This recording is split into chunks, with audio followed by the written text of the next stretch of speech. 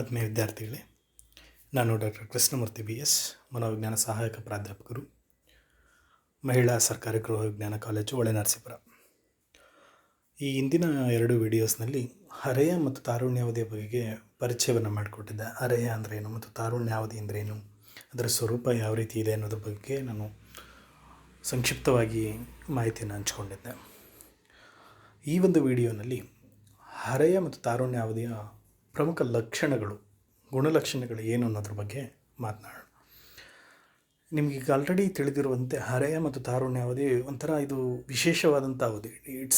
It can be called as a distinct period stage, because ನಾವು the adolescents are no more children and not adults.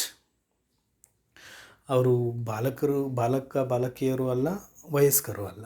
ಆದರೆ ಅವರು ಅದರ ನಡುವೆ ಇರತಕ್ಕಂತಹ ಒಂದು ಕಾಲಘಟ್ಟದಲ್ಲಿ ಸಿಲುಕಿರ್ತಾರೆ ಅಲ್ವಾ.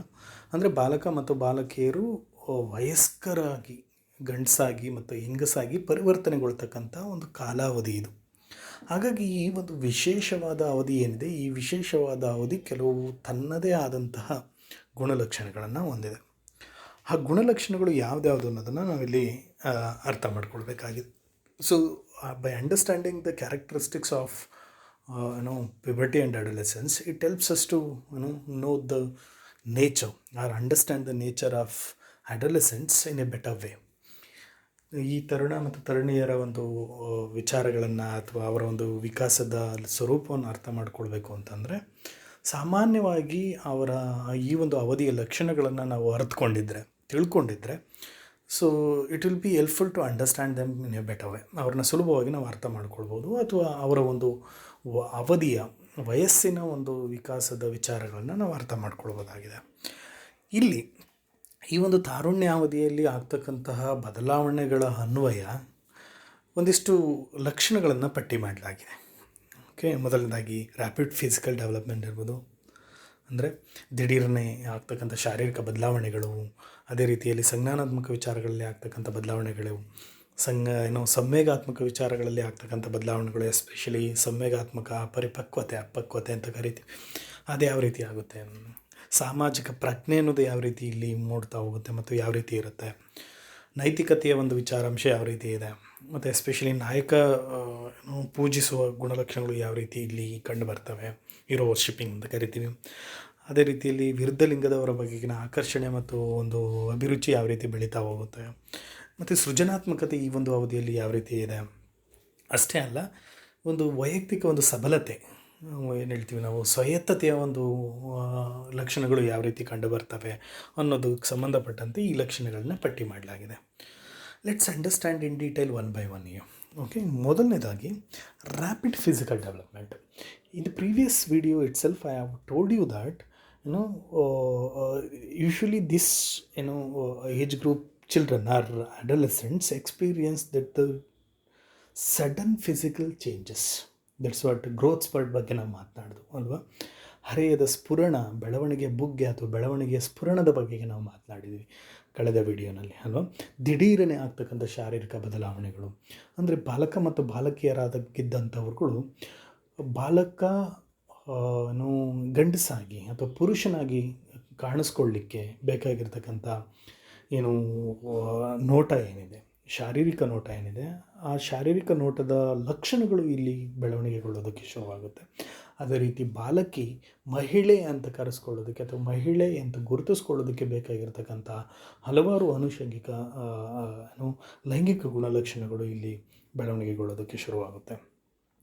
ಸೊ ಈ ಒಂದು ದಿಢೀರ್ ಶಾರೀರಿಕ ಬದಲಾವಣೆಗಳೇನಿದೆ, ಈ ದಿಢೀರ್ ಶಾರೀರಿಕ ಬದಲಾವಣೆಗಳು ಅವರ ಒಂದು ಶರೀರವನ್ನಷ್ಟೇ ಅದು ಅಫೆಕ್ಟ್ ಮಾಡೋದಿಲ್ಲ ಅಥವಾ ಶರೀರವನ್ನಷ್ಟೇ ಪ್ರಭಾವಿಸೋದಿಲ್ಲ. ಅದರ ಜೊತೆಯಲ್ಲಿ ಅವರ ಮಾನಸಿಕ ವಿಚಾರಾಂಶಗಳು, ಸಾಮಾಜಿಕ ವಿಚಾರಾಂಶಗಳು, ಬೌದ್ಧಿಕ ವಿಚಾರಾಂಶಗಳನ್ನು ಕೂಡ ಅದು ಪ್ರಭಾವಿಸುತ್ತೆ.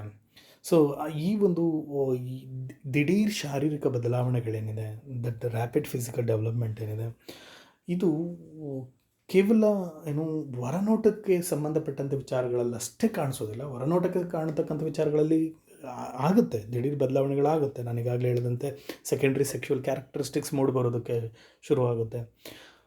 ಬಾಲಕಿಯರು ಸ್ತ್ರೀಯರಂತೆ, ಬಾಲಕರು ಪುರುಷರಂತೆ ಕಾಣಿಸ್ಲಿಕ್ಕೆ ಏನು ಬೇಕಾಗಿರ್ತಕ್ಕಂಥ ಹೊರನೋಟ ಗೋಚರಿಸ್ತಾ ಹೋಗುತ್ತೆ. ಅದಷ್ಟೇ ಅಲ್ಲ, ಗ್ರಂಥಿಗಳ ಒಂದು ವ್ಯವಸ್ಥೆ ಏನಿದೆ ಅವುಗಳಲ್ಲೂ ಕೂಡ ಸಾಕಷ್ಟು ಬದಲಾವಣೆಗಳು ಆಗುತ್ತೆ.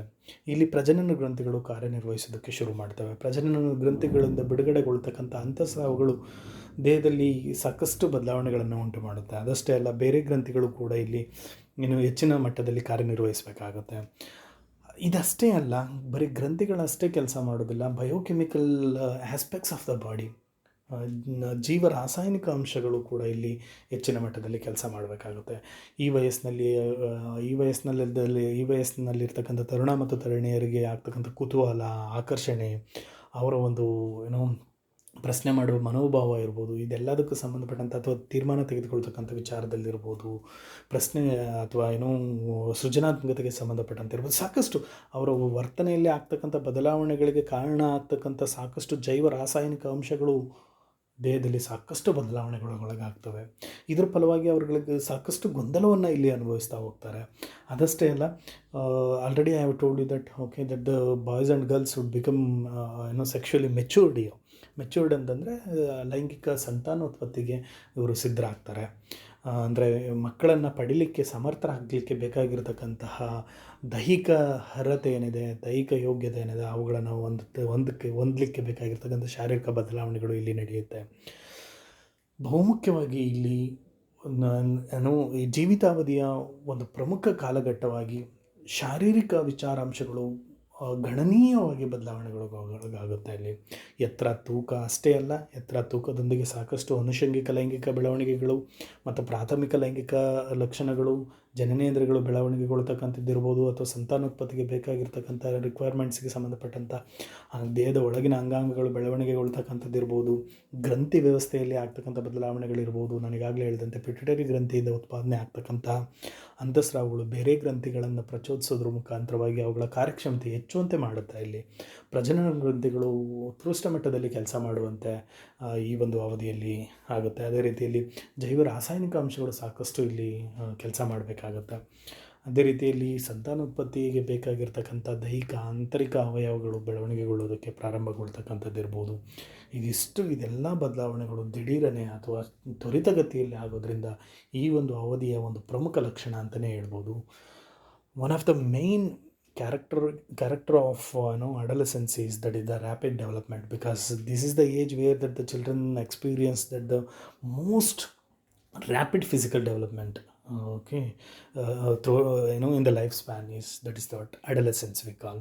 So they experience that the rapid height, weight, as well as that the glandular system changes in the glandular system, and also that the growth spurt already which we discussed, and biochemical changes already mentioned, that neurotransmitters which influence their attraction, influence their decision making ability, questioning ability, and other creativity, and other so many behavioral components.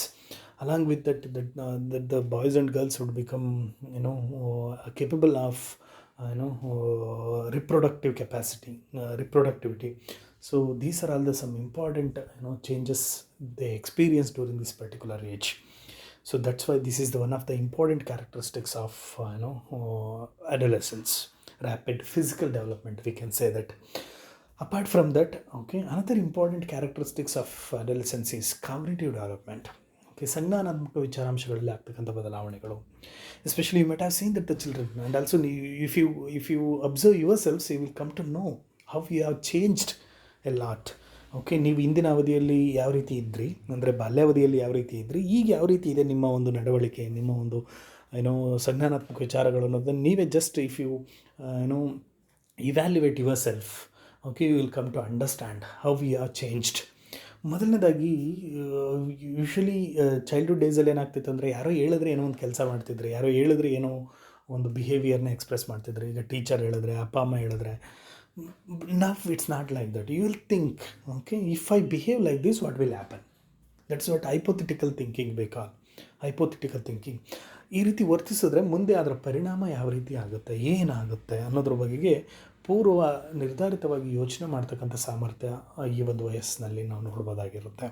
ಏನು ಮಾಡಿದ್ರೆ ಏನಾಗುತ್ತೆ ಅನ್ನೋದಕ್ಕೆ ಸಂಬಂಧಪಟ್ಟಂತೆ. But ಬಾಲ್ಯಾವಧಿಯಲ್ಲಿ ಹಂಗಿರೋದಿಲ್ಲ. ಯಾರೋ ಹೇಳಿದ್ರು, ಈಗ teacher ಏನೋ instruct ಮಾಡ್ತಾರೆ, so just the children follow them. Okay, they won't think what will happen if I, from that action. But here it's not like that. They will think that, okay, they will be the responsible for their behaviors, for their actions. That's what hypothetical thinking will be there. So they in this particular age, they experience that the highest order of cognitive development according to ಪಿಯಾಜೆರವರ ಸಂಜ್ಞಾನಾತ್ಮಕ ಬೆಳವಣಿಗೆ ಸಿದ್ಧಾಂತದಲ್ಲಿ ಹೇಳೋ ರೀತಿಯಲ್ಲಿ highest order formal operation thinking ಏನಿದೆ ಅದನ್ನು ಇಲ್ಲಿ ಅವರು ಅನುಭವಿಸ್ತಾರೆ. ಅದೇ ರೀತಿಯಲ್ಲಿ so when they start thinking about the consequences of their action, so their problem solving ability would be increased. Problem solving ability. Usually earlier they used to seek help, depend on others to solve problems. But here it's not like that. They start solving the problem on their own. ಅವರೇ ಕೆಲವೊಂದು ವಿಚಾರಗಳನ್ನು, ಕೆಲವೊಂದು ಸಮಸ್ಯೆಗಳನ್ನು ಬಗೆಹರಿಸಲಿಕ್ಕೆ ಶುರು ಮಾಡ್ತಾರೆ. ಆ ರೀತಿ ಸಮಸ್ಯೆಗಳನ್ನು ಬಗೆಹರಿಸಲಿಕ್ಕೆ ಶುರು ಮಾಡ್ತಾ ಹೋದಾಗೆ, because they will be knowing that they are the responsible for the consequences. ಏನೋ ಒಂದು ಮಾಡಿದಾಗ ಅದರಿಂದ ಏನಾಗುತ್ತೋ ಅದನ್ನು ಅವರು ಒಪ್ಕೊಳ್ಬೇಕಾಗುತ್ತೆ, ಅದಕ್ಕೆ ಅವರು ಜವಾಬ್ದಾರಿಯುತರಾಗಿರಬೇಕಾಗತ್ತೆ. ಹಾಗಾಗಿ ಅವರು ಒಂದಿಷ್ಟು ಸಮಸ್ಯೆಗಳನ್ನು ಇಂಡಿಪೆಂಡೆಂಟಾಗಿ, ಸ್ವತಂತ್ರವಾಗಿ ಪರಿಹರಿಸ್ತಕ್ಕಂತಹ ಕಾರ್ಯಗಳಲ್ಲಿ ತಮ್ಮನ್ನು ತಾವು ತೊಡಗಿಸ್ಕೊಳ್ತಾರೆ. ಹಾಗಾಗಿ ಇಂದಿನ ದಿನಗಳಿಗೆ ಹೋಲಿಕೆ ಮಾಡಿದ್ರೆ ಈ ಒಂದು ಅವಧಿಯಲ್ಲಿ ಅವರ ಒಂದು ಸಮಸ್ಯೆಗಳನ್ನು ಬಗೆಹರಿಸ್ತಕ್ಕಂತಹ ಸಾಮರ್ಥ್ಯ ಹೆಚ್ಚಿಗೆ ಆಗೋದನ್ನು ನಾವು ಕಾಣ್ಬೋದಾಗಿದೆ. ಅದರ ಜೊತೆಯಲ್ಲಿ here the children will be more logical in thinking, more logical, scientific, systematic. Okay, ನೀವು ನೋಡ್ಬೋದು ಈಗ ಬಾಲ್ಯಾವಧಿಯಲ್ಲಿ ಏನು ಹೇಳಿದ್ರೆ ಅದನ್ನು ಸುಮ್ಮನೆ ಕೇಳ್ತಾರೆ, ಬ್ಲೈಂಡಾಗಿ ಕೇಳ್ತಾಯಿದ್ರು. ದೇ ವೋಂಟ್ ಕ್ವಶನ್, ಯಾಕೆ ಮಾಡಬೇಕು, ಏನು ಎತ್ತ, ಅದ್ಯಾಕಾಗಿ, ಇದ್ಯಾಕೆ ಹೀಗೆ. ದೇ ವೋಂಟ್ ಟೀಚರ್ ಏನೋ ಹೇಳಿದ್ರು, ಪೇರೆಂಟ್ಸ್ ಏನೋ ಹೇಳಿದ್ರು, ದೊಡ್ಡವ್ರು ಯಾರೋ ಹೇಳಿದ್ರು, ಅಕ್ಕ ಅಣ್ಣ ಯಾರೋ ಏನೋ ಹೇಳಿದ್ರು ಅಂತಂದರೆ usually they used to follow that. But here it's not like that. That's why that the adolescents seems to be like rebels. ಮನೇಲೆಲ್ಲ ಅವ್ರನ್ನ ಒಂಥರ ಅನ್ಯೂಶ್ವಲ್ ರೆಬೆಲ್ಸ್ ಥರ ನೋಡ್ತಾ ಹೋಗ್ತಾರೆ. ಯಾಕೆಂತಂದರೆ ಹೇಳಿದ ಮಾತು ಕೇಳಲ್ಲ, ಹಿಂತಿರುಗಿ ಮಾತನಾಡ್ತಾರೆ ಅಂತ ಎಲ್ಲ ಕೇಳಿರ್ಬೋದು ನೀವು, ನಿಮಗೂ ಆ ಥರ ಎಲ್ಲ ಹೇಳಿರ್ತಾರೆ ಅನಿಸುತ್ತೆ. ಯಾಕೆಂತಂದರೆ ಈ ಒಂದು ವಯಸ್ಸಿನಲ್ಲಿ they start thinking such A way that okay ಯಾಕೆ ಮಾಡಬೇಕು, ತಾರ್ಕಿಕವಾಗಿ ಯೋಚನೆ ಮಾಡೋದಕ್ಕೆ ಶುರು ಮಾಡ್ತಾರೆ, ವೈಜ್ಞಾನಿಕವಾಗಿ ಯೋಚನೆ ಮಾಡೋದಕ್ಕೆ ಶುರು ಮಾಡ್ತಾರೆ. ಕೆಲವೊಂದು ಅರ್ಥವಿಲ್ಲದ ವಿಚಾರಗಳನ್ನು ಅವ್ರು ಏನು ಮಾಡ್ತಾರೆ, ಕ್ವಶ್ಚನ್ ಮಾಡ್ತಾರೆ. ಸೊ ವ್ಯವಸ್ಥಿತವಾಗಿ ಆಲೋಚನೆ ಮಾಡುವ ಒಂದು ಪರಿಯನ್ನು ಇಲ್ಲಿ ಬೆಳೆಸ್ಕೊಳ್ತಾ ಹೋಗ್ತಾರೆ. ಸೊ ಇದ್ರ ಫಲವಾಗಿ ಏನಾಗುತ್ತೆ ಅಂತಂದರೆ, when they start asking questions to others, ಅದು ಪೇರೆಂಟ್ಸು ಅಥವಾ ಟೀಚರ್ಸ್ ಅಂತಂದಾಗ they seems to be like rebels. ಅವರೊಂಥರ ಹಿಂದಕ್ಕೆ ತಿರುಗಿ ಹೇಳ್ತಾರೆ ಅಥವಾ ಹೇಳಿದ್ದು ಕೇಳಲ್ಲ, ಈ ಥರ ಎಲ್ಲ ಬ್ಲೇಮ್ ಮಾಡ್ತಾರೆ. ಯೂಶ್ವಲಿ ಆ ಏಜಲ್ಲಿ ಕಂಡುಬರ್ತಕ್ಕಂಥ ಒಂದು ಕಾಮನ್ ಟೆಂಡೆನ್ಸಿ ಅದು. ಅದೇ ರೀತಿಯಲ್ಲಿ ಈ ಒಂದು ವಯಸ್ಸಿನಲ್ಲಿ ಅವರ ಒಂದು ಬುದ್ಧಿವಂತಿಕೆ ಏನಿದೆ, ಬುದ್ಧಿಮತ್ತೆ ಏನಿದೆ, ಅದು ಉತ್ತುಂಗ ಮಟ್ಟವನ್ನು ತಲುಪುತ್ತೆ.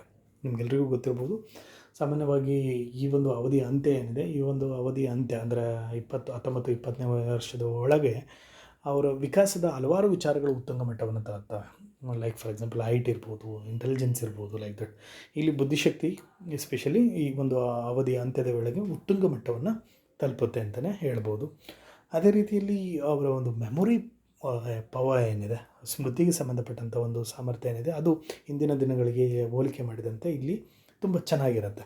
So they can remember so many aspects, so many facts compared to the earlier days. ಅದೇ ರೀತಿಯಲ್ಲಿ ಇಲ್ಲಿ ಮಕ್ಕಳ ಅವಧಿಯಲ್ಲಿ ಸಾಮಾನ್ಯವಾಗಿ ಅನುಕರಣೆ ಜಾಸ್ತಿ ಇರ್ತಿತ್ತು, ಯಾರೋ ಮಾಡಿದ್ರು ನೋಡಿ ಅದನ್ನು ಮಾಡ್ತಕ್ಕಂಥದ್ದು ಆ ಥರ. ಬಟ್ ಇಲ್ಲಿ ಆ ಥರದ್ದು ಇಮಿಟೇಟಿವ್ ಬಿಹೇವಿಯರ್ಸ್ ಒಂದಿಷ್ಟು ಡಿಮಿನಿಷ್ ಆಗುತ್ತೆ, ಕಡಿಮೆ ಆಗ್ತಾ ಹೋಗುತ್ತೆ.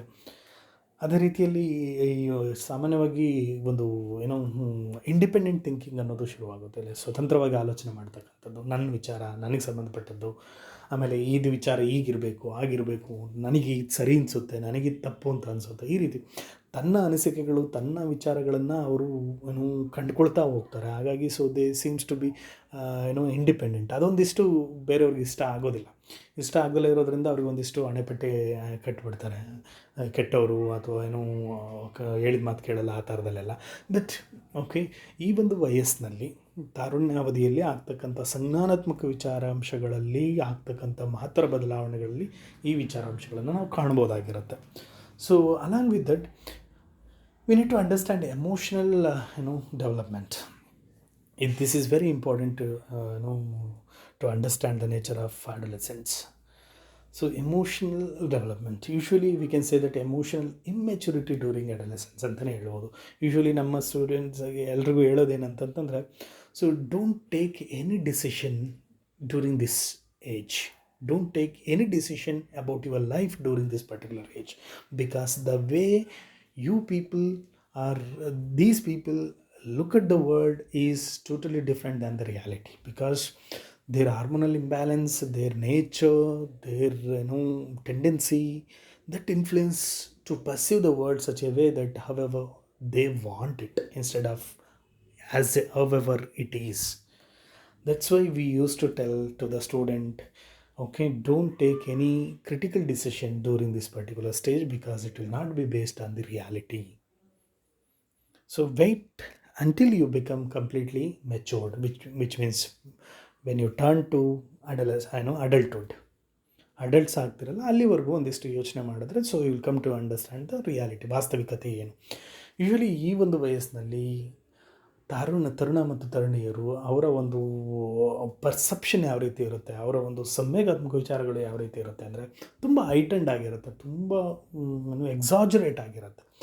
ಅವರು ವಿಚಾರಗಳನ್ನ ಯಾವ ರೀತಿ ನೋಡ್ತಾ ಹೋಗ್ತಾರೆ ಅಂತಂದರೆ, ಅದು ಹೇಗಿದೆಯೋ ಹಾಗೆ ನೋಡಲ್ಲ, ಅವ್ರಿಗೆ ಹೇಗೆ ಬೇಕೋ ಹಾಗೆ ನೋಡ್ತಾ ಹೋಗ್ತಾರೆ. ಒಬ್ಬ ವ್ಯಕ್ತಿಯನ್ನು ನೋಡಿದ್ರೆ ಅವರು usually their perception will be influenced based on their tendency. ನನಗೆ ಹೇಗೆ ಬೇಕು ಆ ವ್ಯಕ್ತಿ, ಆ ರೀತಿ ನೋಡ್ಲಿಕ್ಕೆ ಶುರು ಮಾಡ್ತಾರೆ.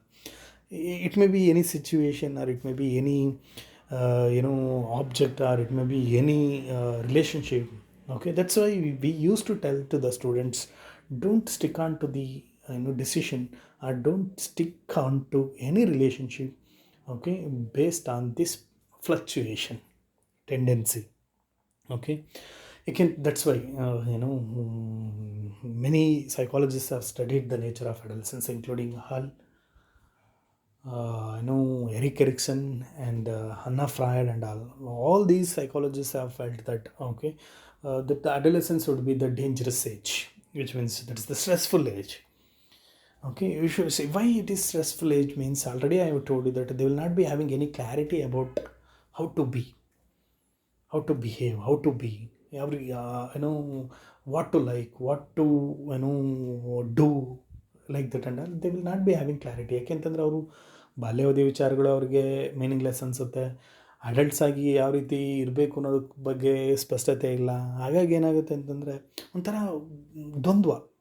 ಈಗ ಕೂತ್ರೆ ನಿಂತ್ಕೋಬೇಕು ಅನಿಸುತ್ತೆ, ನಿಂತರೆ ಕೂರಬೇಕು ಅನಿಸುತ್ತೆ, ಕೂತ್ರೆ ಎಲ್ಲೋ ಹೋಗಬೇಕು ಅನಿಸುತ್ತೆ, ಮನೇಲಿದ್ದರೆ ಹೊರಗೆ ಹೋಗ್ಬೇಕು ಅನಿಸುತ್ತೆ, ಫ್ರೆಂಡ್ಸ್ ಜೊತೆ ಇದ್ದರೆ ಒಂಟಿಯಾಗಿರಬೇಕು ಅನಿಸುತ್ತೆ, ಒಂಟಿಯಾಗಿದ್ದರೆ ಫ್ರೆಂಡ್ಸ್ ಜೊತೆ ಹೋಗಬೇಕು ಅನಿಸುತ್ತೆ. Like that they experience lot of confusions, dilemma. That's what we call, ಕೇಳಿರ್ಬೋದು 16ರ ವಯಸ್ಸು, ಹುಚ್ಚುಕೋಡಿಯ ಮನಸ್ಸು ಅಂತ ಹೇಳ್ಬಿಟ್ಟು. ಬಿಕಾಸ್ ಅಲ್ಲಿ ದೈಹಿಕ ವಿಚಾರಾಂಶಗಳು ಅದಕ್ಕೆ ಸಪೋರ್ಟ್ ಮಾಡ್ತಾ ಇದೆ, ಮಾನಸಿಕ ವಿಚಾರಾಂಶಗಳು ಸಪೋರ್ಟ್ ಮಾಡ್ತಾ ಇದೆ. ಸೊ ದಟ್ ಈ ಟೈಮಲ್ಲಿ they should be very very careful in the sense, ಅವ್ರಿಗೊಂದಿಷ್ಟು ಅಸಿಸ್ಟೆನ್ಸ್ ಬೇಕಾಗುತ್ತೆ, ಅವ್ರಿಗೊಂದಿಷ್ಟು ಗೈಡೆನ್ಸ್ ಬೇಕಾಗುತ್ತೆ, ಅದನ್ನು ಅವರು ಪಡ್ಕೊಳ್ಬೇಕಾಗುತ್ತೆ. ಸೊ ಅದರ ಆಧಾರಿತವಾಗಿ ಅವರು they need to understand, they need to behave. ಅದೇ ರೀತಿಯಲ್ಲಿ ಇಲ್ಲಿ already I mention that heightened emotionality. Usually ಸಹಜವಾಗಿ ನಮಗೆ ಇರ್ತಕ್ಕಂತಹ ಭಾವನಾತ್ಮಕ ವಿಚಾರಗಳ ಜೊತೆಯಲ್ಲಿ ಇಲ್ಲಿ ಒಂದಿಷ್ಟು ಭಾವನೆಗಳ ಏರಿಳಿತ ಹೆಚ್ಚಾಗುತ್ತೆ. ಈ ಭಾವನೆಗಳ ಏರಿಳಿತ ಹೆಚ್ಚಾಗೋದ್ರಿಂದ ಏನಾಗುತ್ತೆ ಅಂತಂದರೆ, ಅವರು ಕಾಣ್ತಕ್ಕಂಥ ಸಂಬಂಧಗಳು, ಆಮೇಲೆ ಇಲ್ಲಿ ಸೆಕ್ಷುವಲ್ ಇಂಟ್ರೆಸ್ಟ್ ಇರ್ಬೋದು, ಅಟ್ರ್ಯಾಕ್ಷನ್ಸ್ ಇರ್ಬೋದು, ಇವೆಲ್ಲವೂ ಕೂಡ ಒಂದಿಷ್ಟು ಮಿಸ್ಲೀಡ್ ಮಾಡ್ತಕ್ಕಂಥ ಸಾಧ್ಯತೆ ಹೆಚ್ಚಿಗೆ ಇರುತ್ತೆ. ಅದೇ ರೀತಿಯಲ್ಲಿ emotional instability and uncertainty. Already I told you that there is no clarity, there is no maturity to understand the things as it is. ಈ ವಯಸ್ಸಿನಲ್ಲಿ ಸಾಮಾನ್ಯವಾಗಿ ಅವರಿಗೆ ವಾಸ್ತವಿಕತೆಯ ಅರಿವಿರೋದಿಲ್ಲ. ಹಾಗಾಗಿ ಅವರಿಗೆ ಒಂಥರ ಅಸ್ಥಿರತೆ, ಸಂವೇಗಾತ್ಮಕ ಅಸ್ಥಿರತೆ. ಈಗ ಸ್ವಲ್ಪ ಹೊತ್ತು ಅವರು ನಗ್ತಾ ಇದ್ದರೆ ಅಥವಾ ಖುಷಿಯಾಗಿದ್ದರೆ ಸ್ವಲ್ಪ ಹೊತ್ತು ಮಾತ್ರ ಇರ್ತಾರೆ, ಮತ್ತು ಇದ್ದಕ್ಕಿದ್ದಾಗೆ ಕೋಪ ಮಾಡ್ಕೊಳ್ಳೋದು, ದುಃಖ, ಆ ಥರ ಒಂದಿಷ್ಟು ವೇರಿಯೇಷನ್ಸು ಜಾಸ್ತಿ ಇರುತ್ತೆ. ಇಲ್ಲಿ ಸಂವೇಗಾತ್ಮಕ ಒಂದು ಅಸ್ಥಿರತೆ ಅಂತಕ್ಕಂಥದ್ದು ಜಾಸ್ತಿ ಇರುತ್ತೆ. ಹಾಗಾಗಿ ಈ ಒಂದು ವಯಸ್ಸಿನಲ್ಲಿ ತೆಗೆದುಕೊಳ್ತಕ್ಕಂಥ ನಿರ್ಧಾರಗಳಿರ್ಬೋದು, ಅಥವಾ ಈ ವಯಸ್ಸಿನ ಒಂದು ಪ್ರಭಾವ ಏನಿದೆ, ಇದನ್ನು ಸರಿಯಾದ ರೀತಿಯಲ್ಲಿ ನಿಭಾಯಿಸ್ತಕ್ಕಂಥದ್ದು ತುಂಬ ಇಂಪಾರ್ಟೆಂಟ್ ಆಗುತ್ತೆ. ಈ ಒಂದು ಇಮೋಷನಲ್ ಡಿಸ್ಟರ್ಬೆನ್ಸ್ಗೆ ಅವರ ಸೆಕ್ಷುವಲ್ ಆಸ್ಪೆಕ್ಟ್ಸ್ ಕೂಡ ತುಂಬ ಕಾಂಟ್ರಿಬ್ಯೂಟ್ ಮಾಡುತ್ತೆ. ಬಿಕಾಸ್ ಆಪೋಸಿಟ್ ಜೆಂಡರ್ನ ಅರ್ಥ ಮಾಡ್ಕೊಳ್ಬೇಕು, ಅವರಿಗೆ ಅವ್ರನ್ನ ಏನು ಅವ್ರ ಬಗ್ಗೆ ತಿಳ್ಕೊಬೇಕು ಅನ್ನೋದು ಒಂದು ಕುತೂಹಲ ಇದೆಯಲ್ವ, ಅದು ಕೂಡ ಅದನ್ನು ಒಂಥರ ಫ್ಯೂಯಲ್ ಮಾಡುತ್ತೆ. ಅಂದರೆ ಏನು ಒಂಥರ ಬೆಂಕಿಗೆ ತುಪ್ಪ ಸುರಿದಂಗೆ. ಅದ್ರ ಜೊತೆಯಲ್ಲಿ ಅದಷ್ಟೇ ಅಲ್ಲ, ಇದ್ರ ಜೊತೆಯಲ್ಲಿ ಇನ್ನೊಂದು ವಿಚಾರ ಆ್ಯಡ್ ಆಗುತ್ತೆ. ಏನಂತಂದರೆ ದೇ ಸ್ಟ್ರೈವ್ ಫಾರ್ ಇಂಡಿಪೆಂಡೆನ್ಸ್. ಏನು ಸಾಮಾನ್ಯ ನಾನೇ ಯಾಕೆ ಅವ್ರ ನಲ್ಲಿರಬೇಕು, ನಾನೇ ಯಾಕೆ ಅವ್ರು ಹೇಳ್ದಂಗೆ ಕೇಳಬೇಕು, ಓಕೆ ನಾನೇ ನನ್ನ ವಿಚಾರಗಳನ್ನ ನಾನು ನೋಡ್ಕೋಬಲ್ಲೆ ಅನ್ನೋ ಥರದಲ್ಲಿ, ಆಮೇಲೆ ನಾನೇ ನನ್ನ ವಿಚಾರಗಳನ್ನ ನಾನು ನಿಭಾಯಿಸಬಲ್ಲೆ ಅನ್ನೋ ಥರದಲ್ಲಿ. ಸೊ ಅದು ಕೂಡ ಏನಾಗುತ್ತೆ ಅಂತಂದರೆ ಸಾಮಾನ್ಯವಾಗಿ ಮನೆಯವ್ರ ಜೊತೆ ಒಂದಿಷ್ಟು ಕಾನ್ಫ್ಲಿಕ್ಟ್ಸ್ ಇರ್ಬೋದು, ಸಂಘರ್ಷ ಇರ್ಬೋದು, ವಿರೋಧ ಇರ್ಬೋದು, ಇಂಥ ವಿಚಾರಗಳನ್ನು ಅನುಭವಿಸ್ತಾ ಹೋಗ್ತಾರೆ. ಸೊ ಆಮೇಲೆ ಸಾಮಾನ್ಯವಾಗಿ ಇದುವರೆಗೂ ಏನು ಬೇರೆಯವ್ರ ಜೊತೆ ಒಂದು ಒಳ್ಳೆಯ ಸಂಬಂಧ ಇತ್ತು, ಅದು ಒಂದಿಷ್ಟು ಇಲ್ಲಿ ಕಡಿಮೆ ಆಗ್ತಾ ಹೋಗುತ್ತೆ. ಬೇರೆಯವ್ರ ಜೊತೆ ಅಂದರೆ ಎಸ್ಪೆಷಲಿ ಕುಟುಂಬದವ್ರ ಜೊತೆ ಇರ್ಬೋದು ಅಥವಾ ನೆರೆಹೊರೆಯವ್ರ ಜೊತೆ ಇರ್ಬೋದು, ಒಂಟಿಯಾಗಿರ್ಲಿಕ್ಕೆ ಶುರು ಮಾಡ್ತಾರೆ. ಅಥವಾ ಜಾಸ್ತಿ ಪಿಯರ್ ಪ್ರೆಷರ್ ಅಂದರೆ ಬೇರೆಯವ್ರ ಜೊತೆ ಜಾಸ್ತಿ ಅಂದರೆ ಸಮವಯಸ್ಕರೊಡನೆ ಹೆಚ್ಚಿಗೆ ಸಮಯ ಸ್ಪೆಂಡ್ ಮಾಡೋದಕ್ಕೆ ಶುರು ಮಾಡ್ತಾರೆ. ಹಾಗಾಗಿ ತಂದೆ ತಾಯಿಗಳ ಜೊತೆ ಅಥವಾ ಒಡ ಹುಟ್ಟಿದವ್ರ ಜೊತೆ ಸ್ಪೆಂಡ್ ಮಾಡ್ತಕ್ಕಂಥ ಸಮಯ ಕಡಿಮೆ ಆಗುತ್ತೆ. ಒಂದಲ್ಲ, there are so many reasons to experience that emotional immaturity. ಆ ಸಂವೇಗಾತ್ಮಕ ಅಸ್ಥಿರತೆ ಅಥವಾ ಅಪಕ್ವತೆಯನ್ನು ಅನುಭವಿಸಲಿಕ್ಕೆ ಒಂದಲ್ಲ ಸಾಕಷ್ಟು ಕಾರಣಗಳು ಇಲ್ಲಿ ಸಿಗ್ತಾ ಹೋಗ್ತವೆ. ಹಾಗಾಗಿ ಈ ಒಂದು ಅವಧಿಯಲ್ಲಿ ಕಿಶೋರರು ಅಥವಾ ಏನು ತರುಣ ಮತ್ತು ತರುಣಿಯರು ಈ ಒಂದು ವಯಸ್ಸಿನ ಸಹಜ ವಿಚಾರಗಳನ್ನು ಅರ್ಥ ಮಾಡಿಕೊಂಡು ಅದನ್ನು ನಿಭಾಯಿಸೋದನ್ನು ಕಲ್ತ್ಕೊಳ್ತಕ್ಕಂಥದ್ದು ತುಂಬ ಇಂಪಾರ್ಟೆಂಟ್ ಆಗುತ್ತೆ. Once they cross this particular stage ಅಂತಂದರೆ then when they enter to the adulthood they will come to know what exactly the mean by relationship, what exactly the mean by love, friendship, family, life, okay, all those things. The thing is they need to wait till that. Okay, that's what. Okay, this is another important characteristics is, that's what, emotional immaturity. And then social consciousness. Another important characteristics is social consciousness. So this social consciousness ಇಲ್ಲಿ ಏನಾಗುತ್ತೆ ಅಂದರೆ usually expand ಆಗುತ್ತೆ. But ಇಲ್ಲಿ ಅವರ ಒಂದು ಸಾಮಾಜೀಕರಣ ಪ್ರಕ್ರಿಯೆ ಏನಿದೆ ಇದು ಬಾಲಕ ಮತ್ತು ಬಾಲಕಿಯರಾಗಿದ್ದಾಗ ಇರ್ತಕ್ಕಂಥ ಒಂದು ಪರಿ ಏನಿತ್ತು ಅದು ಇಲ್ಲಿ ಸಂಪೂರ್ಣ ಬದಲಾವಣೆಗೊಳ್ತಾ ಹೋಗುತ್ತೆ. ಅಂದರೆ ಈಗ ನೋಡಿ, ಮೊದಲು ಈಗ ಸಾಮಾನ್ಯವಾಗಿ ಹೊರಗೆ ಹೋಗಿ ಆಟ ಆಡೋದು, ಬೀದಿನಲ್ಲಿ ಅಥವಾ ಅಲ್ಲಿ ಇಲ್ಲಿ ಸುತ್ತೋದು, ಅದೆಲ್ಲನೂ ಕಾಮನ್ ಆಗಿರ್ತಿತ್ತು ಗುಂಪಾಗಿ. ಬಟ್ ಇಲ್ಲಿ ಏನಾಗುತ್ತೆ ಅಂತಂದರೆ ಒಂದಿಷ್ಟು ಬದಲಾವಣೆಗಳಾಗುತ್ತೆ. ಅವರ ಒಂದು ಸಾಮಾಜೀಕರಣ ಪ್ರಕ್ರಿಯೆ ಏನಿದೆ ಮತ್ತು ಸಾಮಾಜಿಕ ಹೊಂದಾಣಿಕೆ ಏನಿದೆ ಇದೊಂದಿಷ್ಟು ಹೊಸದಾದ ಒಂದು ಆಯಾಮವನ್ನು ತೆರೆದಿಡುತ್ತೆ. ಯಾರ ಜೊತೆ ಹೇಗಿರಬೇಕು, ಯಾರ ಜೊತೆ ಹೇಗೆ ಮಾತನಾಡಬೇಕು, ಈ ವಿಚಾರಗಳ ಬಗ್ಗೆ ಅವ್ರಿಗೊಂದಿಷ್ಟು ದ್ವಂದ್ವ ಕಾಡೋದಕ್ಕೆ ಶುರುವಾಗುತ್ತೆ. ಅದರ ಜೊತೆಯಲ್ಲಿ ಈ ಒಂದು ವಯಸ್ಸಿನ ಪ್ರಮುಖ ಒಂದು ವಿಚಾರಾಂಶ ಅಂತಂದರೆ ಪಿಯರ್ ಪ್ರೆಷರ್, ಅಂದರೆ ಜೊತೆಗಾರರ ಒಂದು ಪ್ರಭಾವ. ಸಾಮಾನ್ಯವಾಗಿ ಈ ಒಂದು ವಯಸ್ಸಿನಲ್ಲಿ ತಂದೆ ತಾಯಿಗಳು ಹೇಳಿದ್ದನ್ನು ಮಾತು ಕೇಳೋದಿಲ್ಲ, ಅಥವಾ ಒಡ ಹುಟ್ಟಿದವ್ರು ಹೇಳಿದ ಮಾತು ಕೇಳೋದಿಲ್ಲ, ಟೀಚರ್ಸ್ ಹೇಳಿದ ಮಾತು ಕೇಳೋದಿಲ್ಲ, okay, but they listen what their friends says, peers says. ಅವರ ಜೊತೆಗಾರರು ಹೇಳಿದ್ದನ್ನು ಹೆಚ್ಚಿಗೆ ಮನ್ನಣೆ ಕೊಡ್ತಾರೆ, ಕೇಳ್ತಾರೆ. ಓಕೆ, ಅದ್ರ ಜೊತೆಯಲ್ಲಿ ಯೂಶ್ವಲಿ ಬಟ್ ಆ ಜೊತೆಗಾರರ ಪ್ರಭಾವ ತುಂಬ ಚೆನ್ನಾಗಿರುತ್ತೆ ಇಲ್ಲಿ. ಆದರೆ ಎಂತಹ ಜೊತೆಗಾರರ ಸಹವಾಸ ಮಾಡ್ತಾರೆ ಅನ್ನೋದು ಇಂಪಾರ್ಟೆಂಟ್. ಇಲ್ಲಿ ಉತ್ತಮ ಜೊತೆಗಾರರು ಸಿಕ್ಕಿದ್ರೆ ಅವರ ಒಂದು ವ್ಯಕ್ತಿತ್ವ, ಅವರ ಒಂದು ಬೆಳವಣಿಗೆ, ಅವರ ಒಂದು ವರ್ತನೆಗಳು ಉತ್ತಮವಾಗಿ ಆಗೋದ್ರಲ್ಲಿ ಸಂದೇಹ ಇಲ್ಲ. ಅದೇ ಒಂದು ಕೆಟ್ಟ ಸಹವಾಸ ಏನಾದರೂ ಸಿಕ್ಕಿದ್ರೆ ಮಕ್ಕಳು ಅಥವಾ ತರುಣ ಮತ್ತು ತರುಣಿಯರು ಕೆಟ್ಟ ದಾರಿಗಳನ್ನು ಹಿಡಿತಕ್ಕಂಥ ಸಾಧ್ಯತೆ ಹೆಚ್ಚಿಗೆ ಇರುತ್ತೆ. Because their behaviour depends on what kind of friends they have, peers they have. So that's very important during this particular age. And also usually ಅವ್ರಿಗೆ ಇಲ್ಲಿ ಈ ಒಂದು ವಯಸ್ಸಿನಲ್ಲಿ ಆ ಸೆಲ್ಫ್ ಕಾನ್ಷಿಯಸ್ನೆಸ್ ಅನ್ನೋದು ಶುರುವಾಗ್ತಾ ಹೋಗುತ್ತೆ. ಅಂದರೆ ನಾನು ಹೇಗಿರಬೇಕು ಅನ್ನೋ ವಿಚಾರ ಈ ಒಂದು ವಯಸ್ಸಿನಲ್ಲಿ ಶುರುವಾಗುತ್ತೆ. ಸಮಾಜದಲ್ಲಿ ನಾನೇನು, ಸಮಾಜದಲ್ಲಿ ನನ್ನ ಪಾತ್ರ ಏನು, ಈ ವಿಚಾರಗಳು ಈ ಒಂದು ವಯಸ್ಸಿನಲ್ಲಿ ಶುರುವಾಗುತ್ತೆ. ಅದೇ ರೀತಿಯಲ್ಲಿ ಇಲ್ಲಿ ಸಾಮಾನ್ಯವಾಗಿ ಸಾಮಾಜಿಕ ವಿಚಾರವನ್ನು ನಾವು ನೋಡೋದಾದರೆ ನಾನು ಸಂವೇಗಾತ್ಮಕ ಅಸ್ಥಿರತೆಯಲ್ಲಿ ನಾನು ಹೇಳಿದೆ. ಸಾಮಾನ್ಯವಾಗಿ ಇಲ್ಲಿ ಪೋಷಕರೊಂದಿಗೆ ಒಡ ಹುಟ್ಟಿದವರೊಂದಿಗಿನ ಒಂದು ಸಂಬಂಧ ಸ್ವಲ್ಪ ಕುಂಠಿತಗೊಳ್ಳುತ್ತೆ. ಅಂದರೆ ಅವರೊಂದಿಗೆ ಕಳೀತಕ್ಕಂಥ ಸಮಯ ಇರ್ಬೋದು, ಮತ್ತು ಹೆಲ್ದಿ ಕನ್ವರ್ಸೇಷನ್ಸ್ ಇರ್ಬೋದು, ಇದೆಲ್ಲನೂ ಒಂದಿಷ್ಟು ಕಡಿಮೆ ಆಗುತ್ತೆ ಇಲ್ಲಿ. ಓಕೆ, ಅದರ ಜೊತೆಯಲ್ಲಿ ಯೂಶ್ವಲಿ ಯಾಕೆ and also the usually start start behaving like independent manner. ನಾನು ಯಾಕೆ ಕೇಳಬೇಕು, ನಾನು ಯಾಕೆ ಅವ್ರನ್ನ ಏನೋ ಇದು ಒಬೆ ಮಾಡಬೇಕು, ನಾನು I will look after my self ಅನ್ನೋ ಥರದಲ್ಲಿ. ಬಟ್ ಅವ್ರಿಗೆ ಅಂಥ ಒಂದು ನೋಡ್ಕೋಬೇಕು ಅನ್ನೋ ಮನಸ್ಸಿದೆ, ಬಟ್ ಅದಕ್ಕೆ ಬೇಕಾದಂತಹ ಅರ್ಹತೆಗಳು ಅವ್ರಿಗೆ ಇರೋದಿಲ್ಲ. ಹಾಗಾಗಿ ಒಂದಿಷ್ಟು ಮನೆಯವ್ರ ಜೊತೆ ಮತ್ತು ಏನು ಬೇರೆಯವ್ರ ಜೊತೆ ಒಂದಿಷ್ಟು ದ್ವಂದ್ವ, ಗೊಂದಲ, ಸಂಘರ್ಷಕ್ಕೆ ಎಡೆ ಮಾಡಿಕೊಡುತ್ತೆ ಅದು. ಅದಷ್ಟೇ ಅಲ್ಲ, ಈ ಒಂದು ಇದರಲ್ಲಿ ಯೂಶ್ವಲಿ ನೀವು ನೋಡಿರ್ಬೋದು, ತುಂಬ ಆದರ್ಶಮಯವಾಗಿ ಮಾತನಾಡ್ತಾರೆ. ನಾನು ದೇಶಭಕ್ತಿ, ದೇಶಕ್ಕಾಗಬೇಕಾದ್ರೆ ನಾನು ಪ್ರಾಣ ಕೊಡ್ತೀನಿ, ಫ್ರೆಂಡ್ಶಿಪ್, ಸ್ನೇಹಕ್ಕಾಗಬೇಕಾದ್ರೆ ನಾನು ಪ್ರಾಣ ಕೊಡ್ತೀನಿ, ಏನು ಬೇಕಾದರೂ ಮಾಡ್ತೀನಿ, ನಾನು ಸಮಾಜ ಸೇವೆ ಮಾಡಬೇಕು, ಆಗ ಮಾಡಬೇಕು, ಈಗ ಮಾಡಬೇಕು, ಲೈಕ್ ತುಂಬ ಆದರ್ಶಗಳು ಬಗೆಗೆ ತುಂಬ ಮಾತನಾಡ್ತಾರೆ.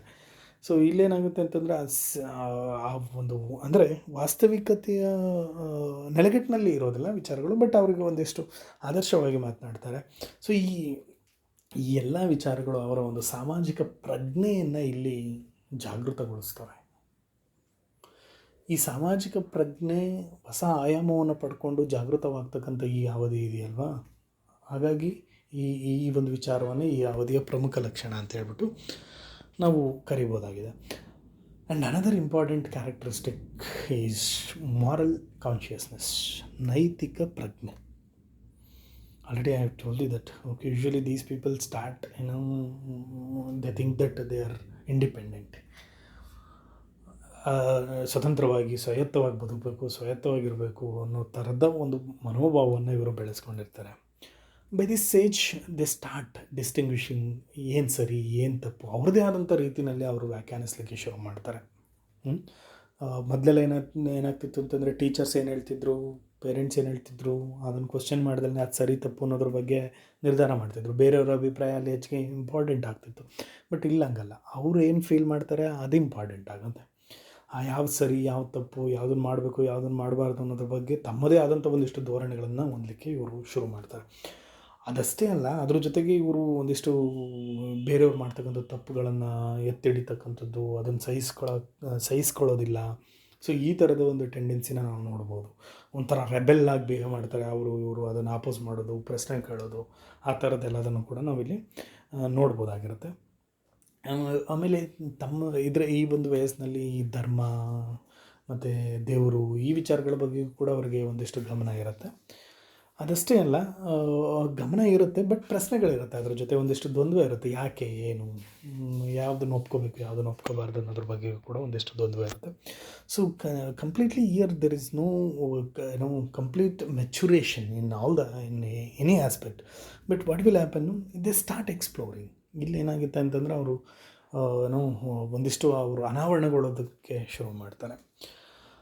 Another important characteristic of this age is hero worshipping. You might have seen, ನಿಮಗೂ ಅದೆಲ್ಲ ಇದ್ದಿರ್ಬೋದು. ಇಲ್ಲಿ ತುಂಬ ಇನ್ಫ್ಲುಯೆನ್ಸ್ ಮಾಡ್ತಾರೆ, ಯಾರನ್ನೋ ಮಾಡೆಲ್ಸ್ ಆಗಿ ಸೆಲೆಕ್ಟ್ ಮಾಡ್ಕೋತಾರೆ. ಈಗ ಸಾಮಾನ್ಯವಾಗಿ ಫಿಲ್ಮ್ ಹೀರೋನೋ ಅಥವಾ ಹೀರೋಯಿನ್ನೋ ಅಥವಾ ಒಳ್ಳೆಯವರು ಕೂಡ ಇರ್ಬೋದು, ಲೈಕ್ ದೇಶಕ್ಕಾಗಿ ಹೋರಾಡಿದಂಥವ್ರು, ಭಗತ್ ಸಿಂಗ್ ಇರ್ಬೋದು, ಮಹಾತ್ಮ ಗಾಂಧಿ ಇರ್ಬೋದು, ಅಂತ ಕೆಲವ್ರನ್ನ ತುಂಬ ನಾಯಕರಾಗಿ ತಗೊಳ್ತಾರೆ. ಅಥವಾ ಅವ್ರ ಟೀಚರ್ ಇರ್ಬೋದು, ಅಥವಾ ಯಾರೋ ಒಬ್ಬರು ಅವ್ರ ಸುತ್ತಮುತ್ತಲು ಇರ್ತಕ್ಕಂಥವ್ರು ತುಂಬ ಇನ್ಫ್ಲುಯೆನ್ಷಿಯಲ್ ಪರ್ಸ್ನಾಲಿಟಿ ಇರ್ಬೋದು, ಅವ್ರನ್ನ ತಗೊಳ್ತಾರೆ. ಸೊ ಈ ಹೀರೋ ವರ್ಷಿಪಿಂಗ್ ಏನಿದೆ, ಇದು ತುಂಬ ಇನ್ಫ್ಲುಯೆನ್ಸ್ ಮಾಡುತ್ತೆ ಈ ಏಜಲ್ಲಿ.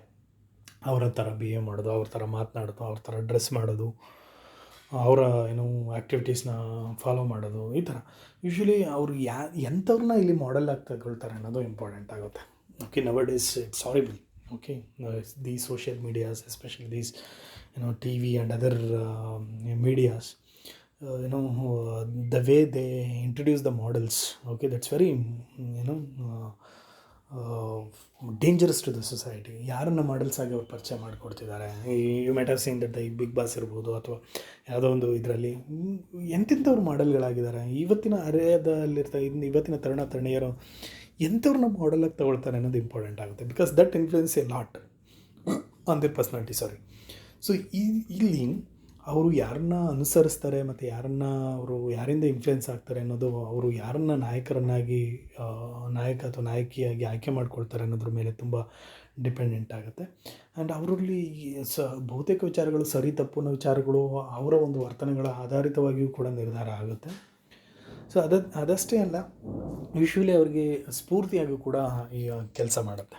ಅಂದರೆ ಅವರ ಒಂದು ವಿಚಾರಗಳಿಗೆ ಅದು ಸ್ಫೂರ್ತಿಯ ಸೆಲೆಯಾಗಿ ಕೂಡ ಕೆಲಸ ಮಾಡುತ್ತೆ. ಅದ್ರ ಜೊತೆಯಲ್ಲಿ ಮತ್ತೊಂದು another important characteristics of adolescence is heterosexuality. ವಿರುದ್ಧ ಲಿಂಗದವರ ಬಗೆಗಿನ ಒಂದು ಅಭಿರುಚಿ, ಆಸಕ್ತಿ ಇರ್ಬೋದು. ಈ ಒಂದು ವಯಸ್ಸಿನಲ್ಲಿ ಬಾಲಕ ಮತ್ತು ಬಾಲಕಿಯರು ಲೈಂಗಿಕವಾಗಿ ಪಕ್ವತೆಯನ್ನು ಹೊಂದೋದ್ರಿಂದ, ಅಂದರೆ ಸಂತಾನೋತ್ಪತ್ತಿಗೆ ಬೇಕಾಗಿರ್ತಕ್ಕಂಥ ಸಿದ್ಧತೆಯನ್ನು ಹೊಂದೋದ್ರಿಂದ ಸಾಮಾನ್ಯವಾಗಿ ವಿರುದ್ಧ ಲಿಂಗದವರ ಬಗೆಗೆ ತಿಳ್ಕೊಳ್ಳೋದಕ್ಕೆ ಆಸಕ್ತರಾಗಿರ್ತಾರೆ. ಸೊ ಅವ್ರದ್ದು ಆಕರ್ಷಣೆ ಹೆಚ್ಚಿಗೆ ಇರುತ್ತೆ ಇಲ್ಲಿ. ಯೂಶ್ವಲಿ ಈಗ ವಿರುದ್ಧ ಲಿಂಗದವ್ರ ಬಗ್ಗೆ ತಿಳ್ಕೊಳ್ಳೋದು, ಅವ್ರಿಗೆ ಗೊತ್ತಿಲ್ಲದಾಗ ಅವ್ರ ಬಗ್ಗೆ ಮಾತನಾಡ್ತಕ್ಕಂಥದ್ದು, ಬೇರೆಯವ್ರ ಬಗ್ಗೆ ಅವ್ರ ಏನೋ ಬೇರೆಯವ್ರ ಹತ್ರ ಅಥವಾ ಫ್ರೆಂಡ್ಸ್ ಹತ್ರ ಅವ್ರ ಅಪೋಸಿಟ್ ಜೆಂಡರ್ ಬಗ್ಗೆ ಮಾತನಾಡ್ತಕ್ಕಂಥದ್ದು, ಇದೆಲ್ಲದನ್ನು ಕೂಡ ಈ ವಯಸ್ಸಿನಲ್ಲಿ ನಾವು ಕಾಣ್ಬೋದಾಗಿರುತ್ತೆ. ಬಟ್ ಇಲ್ಲೇನಾಗುತ್ತೆ ಅಂತಂದರೆ, ಇವರು ಯಾವ ರೀತಿಯ ಒಂದು ವಿಚಾರಗಳನ್ನು ಅದರಿಂದ ಸ್ವೀಕಾರ ಮಾಡ್ತಾರೆ, ಯಾವ ರೀತಿ ವಿಚಾರಗಳ ಬಗ್ಗೆ ಮಾತನಾಡ್ತಾರೆ ಅಂತಕ್ಕಂಥದ್ದು ತುಂಬ ಇಂಪಾರ್ಟೆಂಟ್ ಆಗುತ್ತೆ. Because that particular information or that particular attitude influence a lot on their mental and physical health.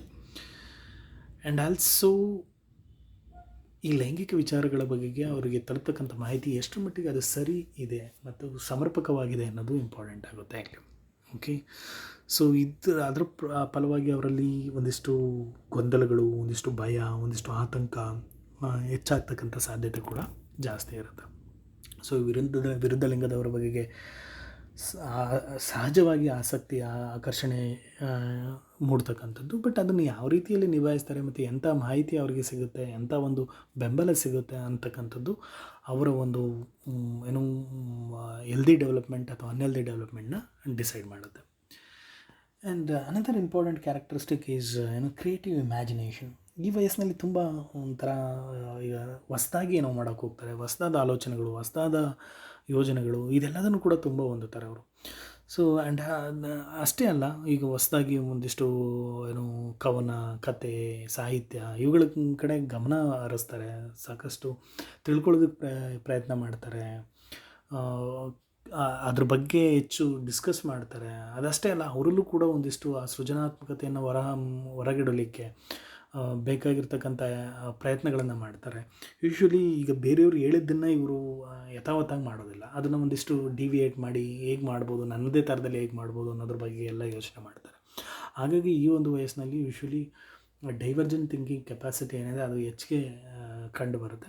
ಹಾಗಾಗಿ ಈ ವಯಸ್ಸಿನವ್ರಿಗೆ ಸೂಕ್ತ ಮಾರ್ಗದರ್ಶನ ಮತ್ತು ಸಲಹೆ ಮತ್ತು ಆ ಒಂದು ನಿಟ್ಟಿನಲ್ಲಿ ತುಂಬ ಪೂರಕವಾದಂಥ ಒಂದು ವಾತಾವರಣವನ್ನು ಸೃಷ್ಟಿ ಮಾಡಿಕೊಡ್ತಕ್ಕಂಥದ್ದು ತುಂಬ ಇಂಪಾರ್ಟೆಂಟ್ ಆಗುತ್ತೆ. ಸೊ ಅದು ಆಗಿದ್ದೇ ಆದಲ್ಲಿ ಅವರಲ್ಲಿರ್ತಕ್ಕಂಥ ಒಂದು ಕ್ರಿಯೇಟಿವಿಟಿ ಏನಿದೆ, ಆ ಸೃಜನಾತ್ಮಕತೆಯ ಸಾಮರ್ಥ್ಯ ಏನಿದೆ ಅದನ್ನು ಹೊರಗಿಡಲಿಕ್ಕೆ ಸಾಧ್ಯ ಆಗುತ್ತೆ ಅಂತಲೇ ಹೇಳ್ಬೋದು. So the last and another important characteristics is personal independence. Usually ವೈಯಕ್ತಿಕ ಸಮರ್ಪಕತೆ ಅಂತ ಕರಿತೀವಿ, ವೈಯಕ್ತಿಕ ಸ್ವಾಯತ್ತತೆಯ ಮನೋಭಾವ ಅಂತ ಕರಿತೀವಿ. ಯೂಶ್ವಲಿ ಇಲ್ಲಿ ಇದುವರೆಗೂ ಏನು ಬೇರೆಯವರ ಒಂದು ಅಧೀನದಲ್ಲಿದ್ದಂತಹ ಬಾಲಕ ಮತ್ತು ಬಾಲಕಿಯರು ಈಗ ಒಂದಿಷ್ಟು ತಮ್ಮದೇ ಆದಂಥ ಸ್ವಂತಿಕೆ, ಸ್ವಾಯತ್ತತೆಯನ್ನು ಅನುಭವಿಸಬೇಕು ಅಂತ ಬಯಸ್ತಾರೆ. ಸೊ ಆ ನಿಟ್ಟಿನಲ್ಲಿ ಅವರು ನಾನೇನು, ನಾನಾರು, ನನ್ನ ಪಾತ್ರ ಏನು ಅನ್ನೋದ್ರ ಬಗ್ಗೆ ಪ್ರಶ್ನೆಗಳನ್ನು ಮಾಡ್ಕೊಳ್ತಾ ಹೋದ ಹಾಗೆ usually they start thinking, they start exploring their independent nature. ಅದು ಬೇಕಾಗಿರ್ತಕ್ಕಂಥದ್ದೇ. ಬಟ್ ಹಾಗಂತ ಹೇಳ್ಬಿಟ್ಟು ಅವರು ಸಂಪೂರ್ಣವಾಗಿ ಹೊರಗೋಗಿ ಸ್ವತಂತ್ರವಾಗಿ ಬದುಕಲಿಕ್ಕೆ ಆಗೋದಿಲ್ಲ, ಅದಕ್ಕೆ ಬೇಕಾಗಿರ್ತಕ್ಕಂಥ ಸಿದ್ಧಾಂತಗಳನ್ನು ಅವ್ರು ಮಾಡ್ಕೊಂಡಿರೋದಿಲ್ಲ. ಹಾಗಾಗಿ ಇಲ್ಲಿ ಒಂದಿಷ್ಟು ಗೊಂದಲಗಳು ಏರ್ಪಡ್ತಕ್ಕಂಥದ್ದು. ಸೊ ಬಟ್ ಹಾಗಂತ ಹೇಳ್ಬಿಟ್ಟು ಅವರು ಸಂಪೂರ್ಣವಾಗಿ ಡಿಪೆಂಡೆನ್ಸ್ ಆಗಿ ಇರಲಿಕ್ಕಾಗೋದಿಲ್ಲ. They need to explore to the outer world and new responsibilities. But ಅದನ್ನು ಯಾವ ರೀತಿ ಅವರು ಎಕ್ಸ್ಪೋಸ್ ಆಗ್ತಾರೆ ಮತ್ತು ಯಾವ ರೀತಿ ಅದನ್ನು ನಿಭಾಯಿಸ್ತಾರೆ ಅಂತಕ್ಕಂಥದ್ದು ತುಂಬ ಇಂಪಾರ್ಟೆಂಟ್ ಆಗುತ್ತೆ. So in that direction they will come to know their self, ಅವರ ಒಂದು ಸ್ವಂತಿಕೆ ಏನು. ಅದಷ್ಟೇ ಅಲ್ಲ, ತಮ್ಮ ಒಂದು ಅನನ್ಯತೆಯನ್ನು ಅವರು ಗುರುತಿಸ್ಕೊಳ್ಳೋದಕ್ಕೆ ಇಲ್ಲಿ ಈ ಒಂದು ವಿಚಾರಗಳು ತುಂಬ ಇಂಪಾರ್ಟೆಂಟ್ ಆಗುತ್ತೆ. ಅಂದರೆ they start asking question themselves that who they are, ಅವರೇನು, ಫ್ಯಾಮಿಲಿಲೇನು, ಫ್ರೆಂಡ್ಸ್ ಗ್ರೂಪಲ್ಲೇನು, ಸಮಾಜದಲ್ಲೇನು ಅಥವಾ ಕಾಲೇಜಲ್ಲೇನು, ಸೊ ವಾಟ್ ದೇ ಆರ್ ಅನ್ನೋದ್ರ ಬಗ್ಗೆ ಇಲ್ಲಿ ಒಂದಿಷ್ಟು ಪ್ರಶ್ನೆಗಳು ಮೂಡೋದಕ್ಕೆ ಶುರುವಾಗುತ್ತೆ. ಸೊ ಈ ಎಲ್ಲ ವಿಚಾರಾಂಶಗಳ ಫಲವಾಗಿ ಈ ಒಂದು ಅವಧಿ ಇದೆಯಲ್ವ, ಈ ಒಂದು ಅವಧಿಯ ಒಂದು ವಿಕಾಸಾತ್ಮಕ ಲಕ್ಷಣಗಳನ್ನು ನಾವು ಹೀಗೆ ಇರ್ತವೆ ಅಂತ ಹೇಳ್ಬಿಟ್ಟು ಪ್ರಿಡಿಕ್ಟ್ ಮಾಡೋದು ಕಷ್ಟ ಆಗುತ್ತೆ. ಯಾಕೆಂತಂದರೆ ಭಾಳ ಫ್ಲಕ್ಚುಯೇಟ್ ಆಗ್ತಕ್ಕಂಥ ಮತ್ತು ಭಾಳ ಕ್ಲಾರಿಟಿ ಇಲ್ಲದೇ ಇರತಕ್ಕಂತಹ ಒಂದು ವಯಸ್ಸು ಅಂತಲೇ ಹೇಳ್ಬೋದು ಇದನ್ನು. ಸೊ ಸ್ಟೂಡೆಂಟ್ಸ್, ಈ ಒಂದು ವಿಡಿಯೋನಲ್ಲಿ ನಾನು I have discuss so many characteristics ಅಲ್ವಾ, ಅದೇನು ಅನ್ನೋದನ್ನು ನೋಡೋಣ. ಸೊ ಎಸ್ಪೆಷಲಿ ಈ ಒಂದು ವಯಸ್ಸಿನಲ್ಲಿ ಆಗ್ತಕ್ಕಂಥ ತ್ವರಿತಗತಿಯ ಶಾರೀರಿಕ ಬದಲಾವಣೆಗಳು ಯಾವ ರೀತಿ ಅದು ಈ ಒಂದು ವಯಸ್ಸಿನಲ್ಲಿ ಆಗುತ್ತೆ ಅಂತಕ್ಕಂಥದ್ದು, ಸಂಜ್ಞಾನಾತ್ಮಕ ಬದಲಾವಣೆಗಳು ಯಾವ ರೀತಿ ಆಗುತ್ತೆ, ಸಂವೇಗಾತ್ಮಕ ಅಸ್ಥಿರತೆ ಮತ್ತು ಅಪಕ್ವತೆ ಯಾವ ರೀತಿ ಅನ್ನೋದನ್ನು ನೋಡಿದೆ. ಸಾಮಾಜಿಕವಾದಂಥ ಒಂದು ಪ್ರಜ್ಞಾವಸ್ಥೆ, ನೈತಿಕತೆಯ ಪ್ರಜ್ಞೆ ಯಾವ ರೀತಿ ಮೂಡುತ್ತೆ ಅಂತಕ್ಕಂಥದ್ದು, ಹೀರೋ ವರ್ಷಿಪಿಂಗ್, ನಾಯಕತ್ವ ಅಥವಾ ನಾಯಕರನ್ನ ಪೂಜೆ ಮಾಡ್ತಕ್ಕಂಥದ್ದು ಇರ್ಬೋದು, ವಿರುದ್ಧ ಲಿಂಗದವರ ಬಗ್ಗೆ ಆಕರ್ಷಣೆ ಇರ್ತಕ್ಕಂಥದ್ದು ಇರ್ಬೋದು, ಸೃಜನಾತ್ಮಕತೆಯ ಬಗ್ಗೆ ಸೃಜನಾತ್ಮಕರಾಗಿರ್ತಕ್ಕಂಥದ್ದು, ಅದೇ ರೀತಿಯಲ್ಲಿ ವೈಯಕ್ತಿಕ ಒಂದು ಸ್ವತಂತ್ರವನ್ನು ಬಯಸ್ತಕ್ಕಂಥ ಒಂದು ವಯಸ್ಸು ಅನ್ನೋದ್ರ ಬಗ್ಗೆ ಹೇಳಿದೆ. So these are the some important characteristics of adolescence. So ಇದನ್ನು ನಾವು ಮನದಲ್ಲಿ ಇಟ್ಕೊಂಡಿದ್ರೆ, ಇದನ್ನು ತಿಳ್ಕೊಂಡಿದ್ರೆ, ಈ ಒಂದು ವಯಸ್ಸಿನಲ್ಲಿ ಆಗ್ತಕ್ಕಂತಹ ಸಹಜ ಬದಲಾವಣೆಗಳೇನು, ಅಸಹಜ ವಿಚಾರಗಳೇನು, ಯಾವ್ದು ಸರಿ ಯಾವ್ದು ತಪ್ಪು, ಯಾರು ಸರಿಯಾದ ರೀತಿಯಲ್ಲಿ ವಿಕಾಸ ಹೊಂದುತ್ತಿದ್ದಾರೆ, ಯಾರು ಡಿವಿಯೇಟ್ ಆಗಿದ್ದಾರೆ ಅನ್ನೋ ವಿಚಾರಗಳನ್ನೆಲ್ಲದನ್ನು ಕೂಡ ನಾವಿಲ್ಲಿ ಅರ್ಥ ಮಾಡ್ಕೊಳ್ಳೋದಕ್ಕೆ ಸಾಧ್ಯ ಆಗುತ್ತೆ. So in that concern it's very important to understand these characteristics of this particular age. So ಈ ವಿಡಿಯೋನಲ್ಲಿ ನಾನು ತಾರುಣ್ಯಾವಧಿಯಲ್ಲಿನ ಗುಣಲಕ್ಷಣಗಳ ಬಗೆಗೆ ಮಾತನಾಡಿದ್ದೇನೆ. ಮುಂದಿನ ವಿಡಿಯೋನಲ್ಲಿ ಮುಂದಿನ ವಿಚಾರದ ಬಗೆಗೆ ಮಾತನಾಡೋಣ. ಎಲ್ರಿಗೂ ನಮಸ್ಕಾರ.